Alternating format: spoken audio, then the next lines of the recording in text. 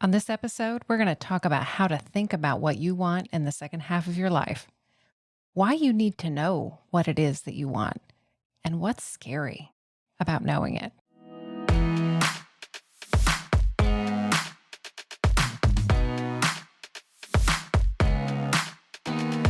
Welcome to Not Your Mama's Midlife Podcast with Stephanie Lee. On this show, we're going to talk about what it means to be a late Gen X or early millennial woman dipping her toes into midlife. I'm talking specifically to the woman who sees this stage of life as an opportunity to reflect on her life to date and to begin the second half with intentionality and purposefulness, whatever that may mean to her.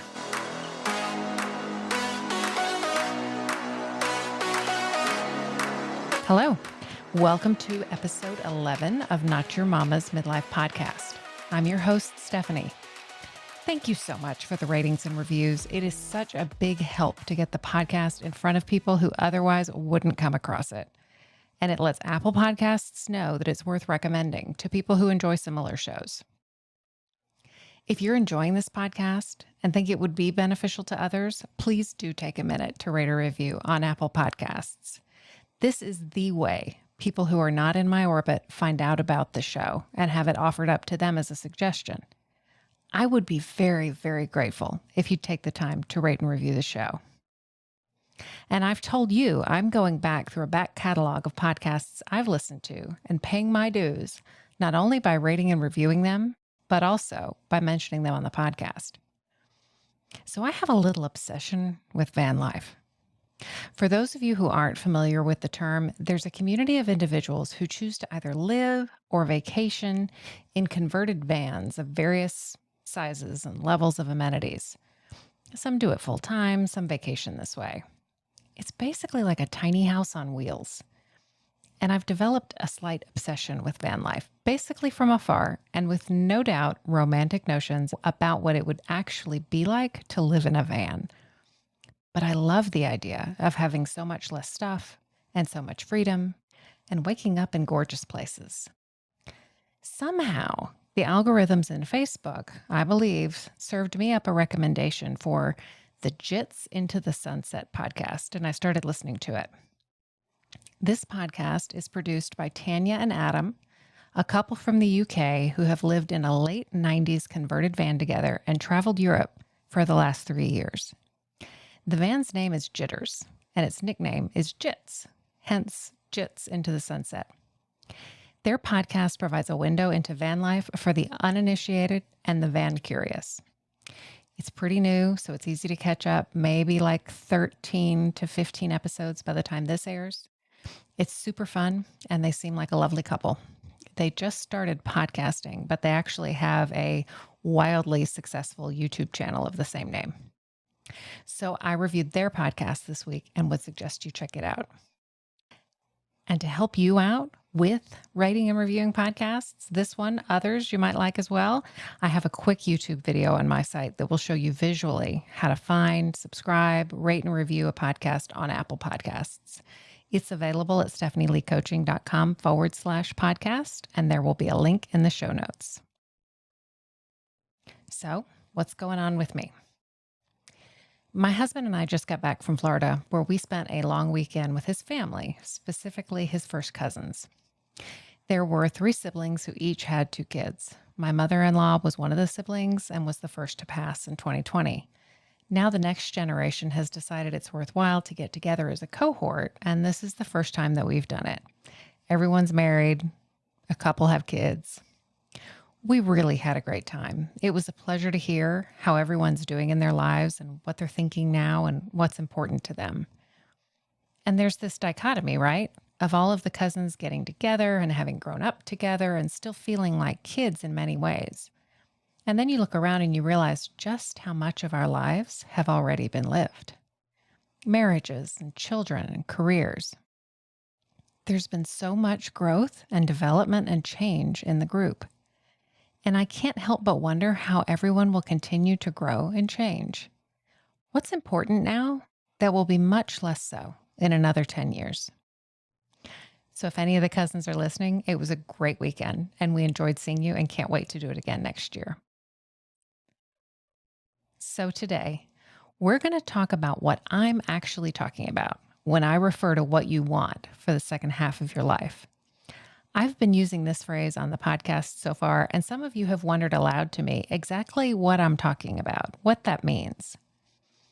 We're also going to discuss why you would want to know what you want for the second half of your life, and some of the reasons why you might be hesitant to get clear on the things that you want.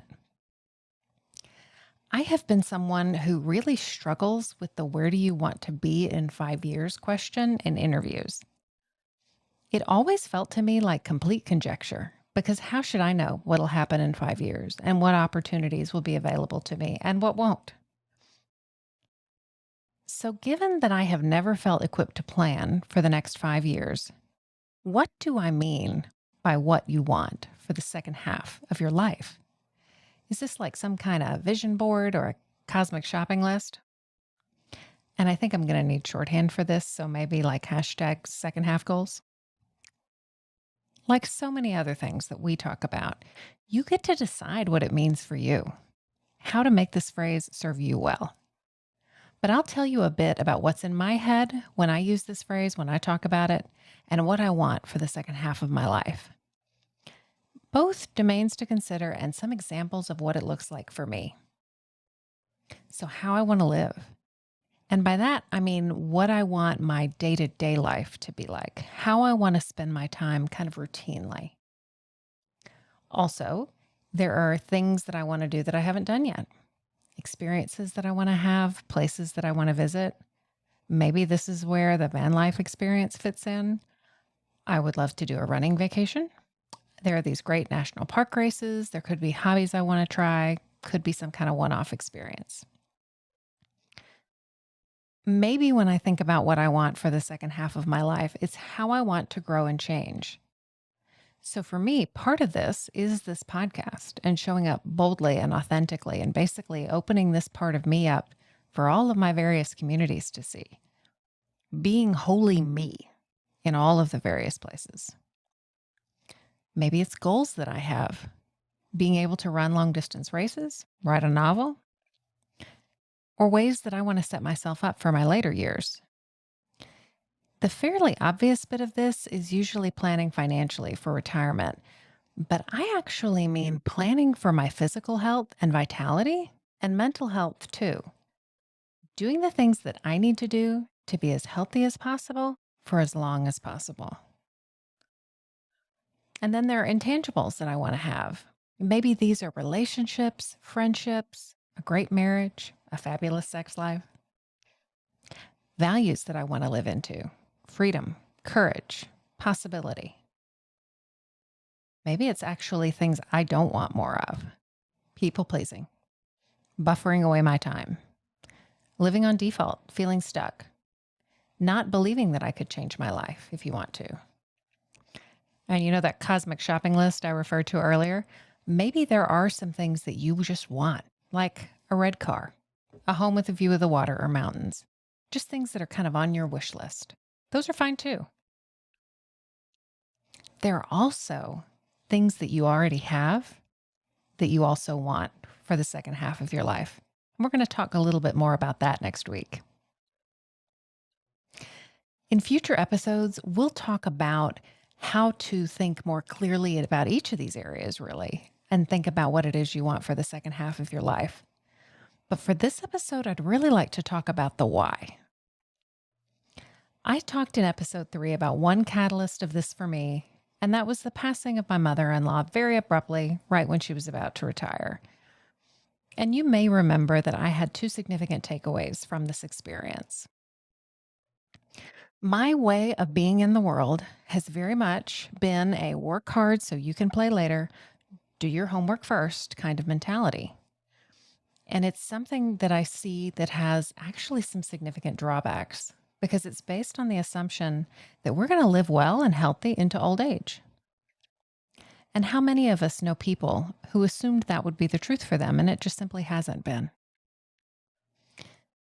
The second takeaway that I had for me looking at her situation was how much she looked forward to the things that she wanted to do in and with her retirement and how much that enriched her life in the present, even though she ultimately never had the opportunity to do those things. So, why do you want to know what you want for the second half of your life? Because perhaps the whole point of this show is that so many people don't actually give it any thought. They keep living the lives that they're living each day, and life just continues to happen. And if they are satisfied with this, great. But for me and for you, because if you're listening, you are likely the same way.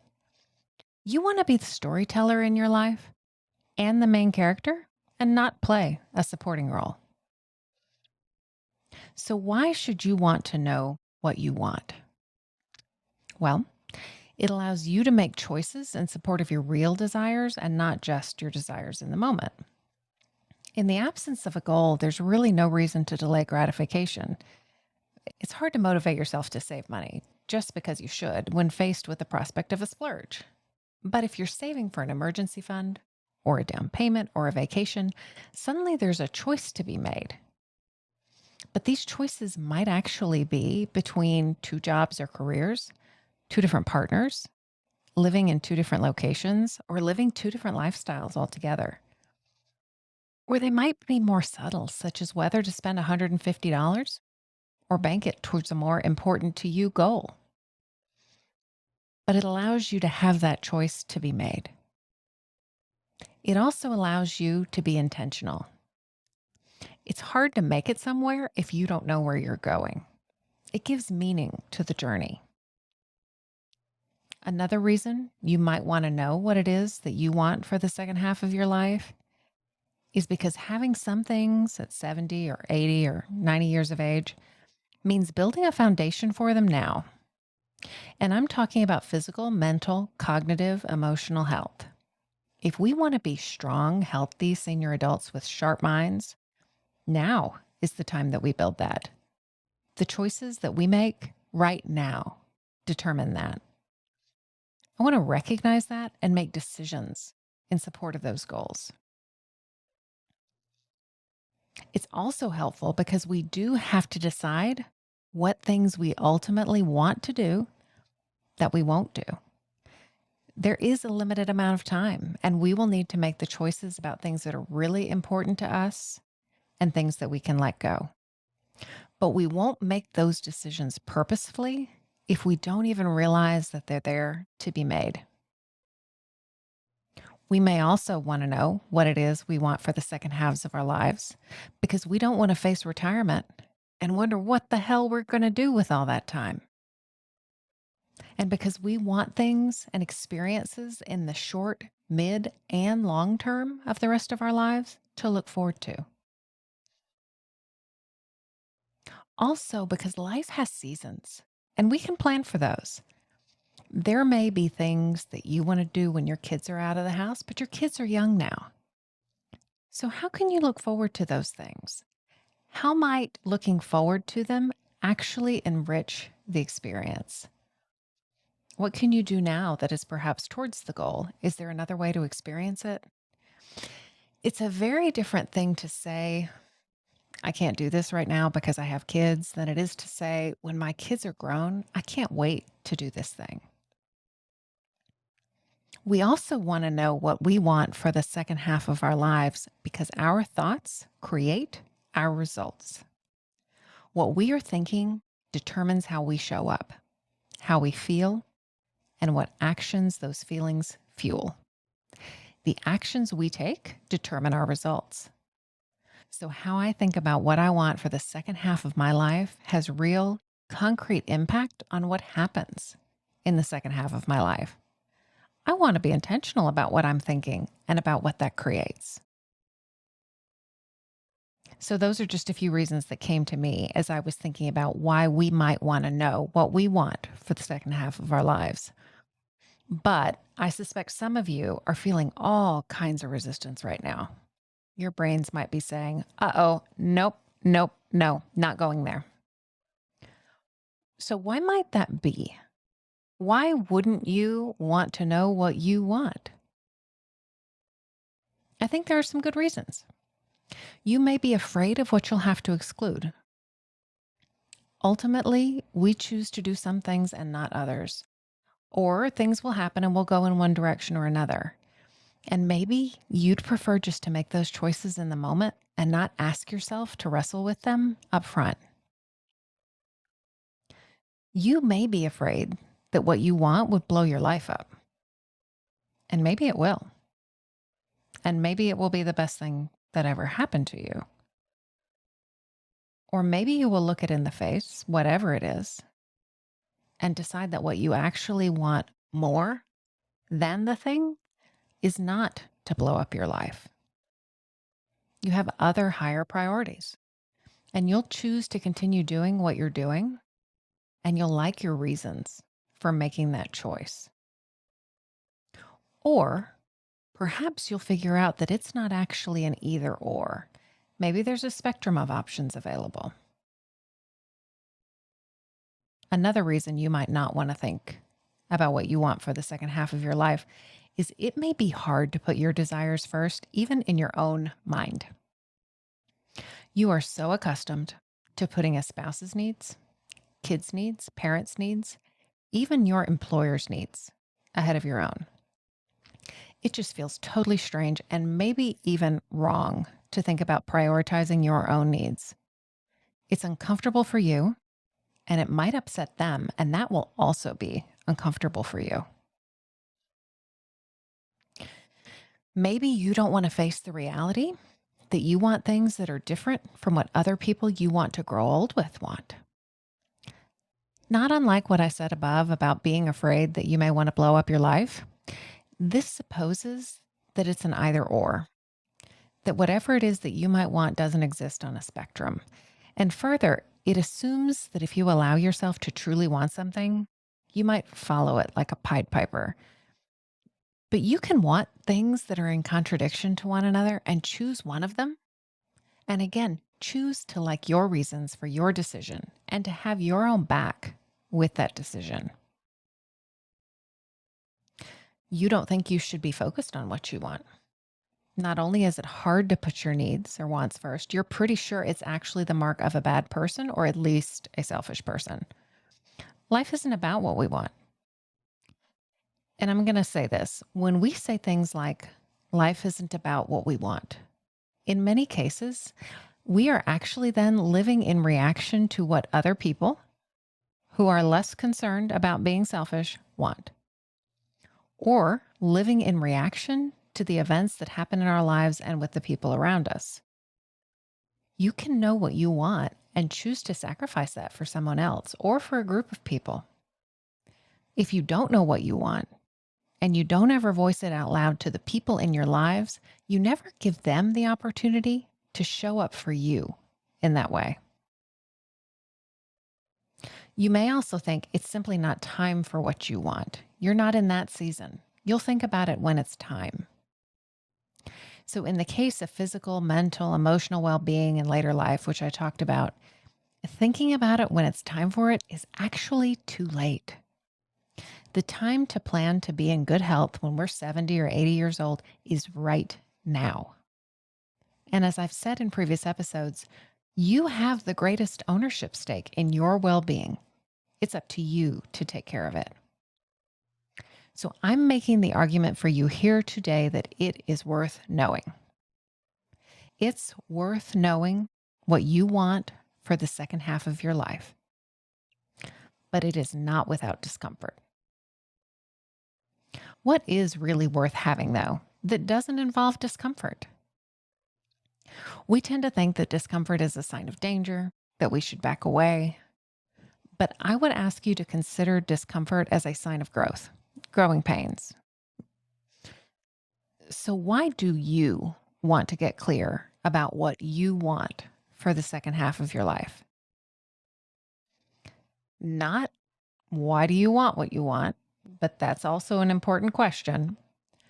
But why do you want to get clarity about what you want for the second half of your life? Why is it worth the potential discomfort? For me, I don't ever want to feel like my life is happening to me again.